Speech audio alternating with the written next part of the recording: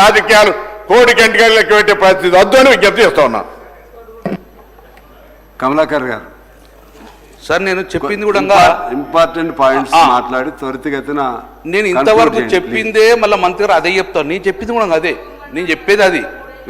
నేను ఒక బీసీ బిడ్డగా చాలా మంది ఉన్నారు. నేను నా పార్టీ పక్షాన బీసీ బిడ్డగా సంపూర్ణంగా మద్దతు ప్రకటిస్తున్నాము. అవసరం ఉంటే రేవంత్ రెడ్డి గారు నమ్మంటే నేను రేవంత్ రెడ్డి ముఖ్యమంత్రి గారు పొన్నం ప్రభాకర్ అవసరం దీక్ష ఇస్తాను నేను సిద్ధంగా ఉన్నాను. ఏ దీక్ష పెట్టుకొని బిల్లు పాస్ అయ్యేదాకా నేను ఉంటాను. బిల్లు పాస్ అయ్యేదాకా నేను ఉంటాను. నాకు చిత్తశుద్ధి ఉన్నది. ఈరోజు ఈ సమావేశంలో బిల్లు పాస్ అయితే అంతకన్నా నాకు లేదు. కానీ నేనేమంటున్నా అశాస్త్రీయంగా ఉండకుర్రి. రేపు పొద్దున కోర్టులు ఏం చెప్పినో చెప్తున్నా. నేను నా శాపనార్థం విడతలేను. 1990లో ఏం జరిగింది అప్పుడు నేను విడతలేను. మీరు దాన్ని నేను మొదలెప్పిన ముఖ్యమంత్రి గారు దీన్ని రెక్టిఫై చేసుకోమని చెప్పిన, దాన్ని చేసి పంపించిన. అధ్యక్ష ఇప్పుడే మంత్రి గారు చెప్పారు ప్లానింగ్ ఎక్కడ నేను పంపిస్తాను. నాకు జీవో నెంబర్ 9 అంటే ఏంది, జీవో 18 ఏమి ఇచ్చారు, జీవో 18 ఏమి ఇచ్చిన అధ్యక్ష. ఇప్పుడు జరిసిన సర్వే జీవో 18 ప్లానింగ్ మీద ఇచ్చారు, బీసీ కమిషన్ కాదు. ఈ జీవో 18 మీదే ప్లానింగ్ బోర్డు ప్లానింగ్ డిపార్ట్మెంట్ ద్వారానే సర్వే జరిగింది. అందుకే ఉత్తమ్ కుమార్ రెడ్డి గారు కదా బీసీ కమిషన్ నువ్వు ఉండకపోదు, చైర్మన్ మీరు ఉండకపోదు కదా. ఉత్తమ్ కుమార్ ఎందుకున్నారు ప్లానింగ్ బోర్డు. కాబట్టి ఇక్కడ ప్లానింగ్ బోర్డు చేంజ్ అయింది కాబట్టి దీన్ని రెక్టిఫై చేసుకోండి అధ్యక్ష. ఇంకోటి అధ్యక్ష సార్ నాకు కూడా ఇది మా బాధ్యత, మాకు అవకాశం ఇచ్చారు, మా బాధ్యత అధ్యక్ష. ఈరోజు బిల్లు ప్రవేశపెడతారు అధ్యక్ష. నేను తమరికి ఒక అమెండ్మెంట్ ఇచ్చాను అధ్యక్ష. ఆ అమెండ్మెంట్ ఇచ్చే ముందు ఒక 2 నా సూచనలు ఇస్తా అధ్యక్ష. ఈ బిల్లు ఎక్కడ కూడా పార్లమెంట్లో కానీ సుప్రీంకోర్టులో కానీ ఏ కోర్టులో కూడా ఇబ్బంది పడకుండా ఉండాలంటే నా సూచనలు మీరు పరిగణన తీసుకుంది అధ్యక్ష. కోయిలో కేసు కూడా తీసుకుంటా అధ్యక్ష. సంపూర్ణ గణాంకాలతో ప్రామాణిక నివేదికను సమర్పించమంటున్నాం. ఎక్కడ ఇబ్బంది లేకుండా బీసీ కమిషన్ పరిశీలన నిపుణుల సూచనలు పొందండి. ఒకవేళ మీరు బీసీ కమిషన్ లేకుండా దాన్ని అప్రూవల్ తీసుకొని అది కోర్టుకు కూడా సబ్మిట్ చేయండి. కులగణన ఆధారంగా ప్రత్యేక పరిస్థితి నిరూపించాలి. డెడికేటెడ్ బీసీ కమిషన్ వేసినారు, దాన్ని కూడా సూక్ష్మంగా నా రిపోర్ట్ మీకు పంపించారు అధ్యక్ష. నేను గౌరవ ముఖ్యమంత్రి గారు ఇక్కడే ఉన్నారు. ఈరోజు నా అమెండ్మెంట్ అడిగిన అధ్యక్ష, నా అమెండ్మెంట్ ఇచ్చిన అధ్యక్ష. నేను కొత్తగా ఈ అమెండ్మెంట్ అడగలేదు అధ్యక్ష. ఈ బిల్లు ఎట్లా పాస్ అవుతుంది, డెఫినెట్గా బిల్లు పాస్ అవుతుంది. అక్కడ కేంద్రం మొత్తము చట్టసభల ప్రకారం తీసుకుంటాం. కానీ మీ చేతిలో ఉన్నాయి నిజంగానే మీ బీసీల మీద చిత్తశుద్ధి ఉంటే కేంద్రం ఇచ్చేటి పక్కకు పెడదాం, అది పోయి కొట్లాడదాం. కానీ మీ చేతిలో ఉన్నది మీరు హామీ ఇచ్చిన అధ్యక్ష.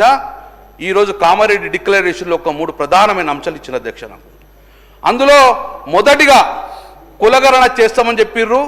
అది కూడా 40% బీసీను 6 నెలల్లో పడిన అధ్యక్ష. సరే సమయం తీసుకున్నారు, సంవత్సరాన్ని పర్లేదు, మీరు చేశారు, ఓకే, మేము దానికి మద్దతు ఇస్తున్నాం అధ్యక్ష. మీ యొక్క బీసీ డిక్లరేషన్లో మీరు ఏం పెట్టిర్రు అధ్యక్ష అంటే ఈరోజు ఎక్కడైనా తెలంగాణలో ఎలాంటి కాంట్రాక్ట్ వ్యవస్థ వచ్చినా అందులో 42% కాంట్రాక్టులు బీసీలకు కేటాయిస్తాం అధ్యక్ష. ఇది మీ చేతిలో పడింది అధ్యక్ష. ఈరోజు మల్లన్న సాగర్ది నడుస్తున్నది, కొడంగల్లి నడుస్తున్నది.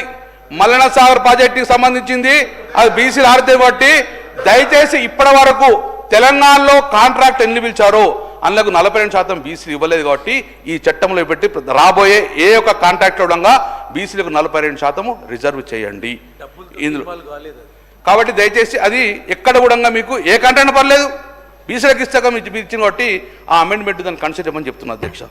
రెండోది, ప్రతి సంవత్సరం కూడా మీరు చెప్పిన ప్రకారం నేను కొత్తగా డిమాండ్ ఎత్తలేను, మీరు ఇచ్చేసాను. ప్రతి సంవత్సరం బీసీలకు 20,000 కోట్ల బడ్జెట్ కేటాయిస్తున్నాం. పొన్నం ప్రభాకర్ సంతోషం కదా, 20,000 కోట్ల బడ్జెట్ ఉంటే ఆయన అందరి సాయం చేయొచ్చు కదా. 20,000 అధ్యక్ష బీసీ డిక్లరేషను వినండి గౌరవ సభ్యుల వారు. డిక్లరేషన్ల గురించి, హామీల గురించి 2014 నుంచి 24 దాకా మేము 24లో ఇచ్చినటువంటి అంశాల గురించి చర్చించుకుందాం.